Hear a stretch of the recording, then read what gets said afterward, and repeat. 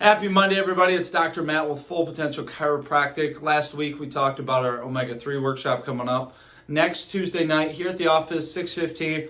Only have 10 spots left, so definitely want to make sure you sign up.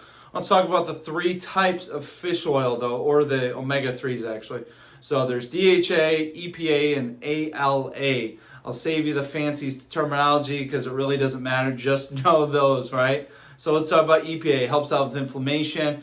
You can find your fatty fish, a lot of seafood, as well as fish oil, right? I take a high quality fish oil because I do not like seafood, right? That's a lifestyle gap that I have. So I make sure I get high quality fish oil in my lifestyle so I can get all those benefits of it. DHA is very important because it helps out with brain development, growth, nervous system help, and you can find that in the fatty fish, the seafood, as well as algae for those who are not looking for a non-meat replacement. And then we have ALA, which is the most common type of omega-3.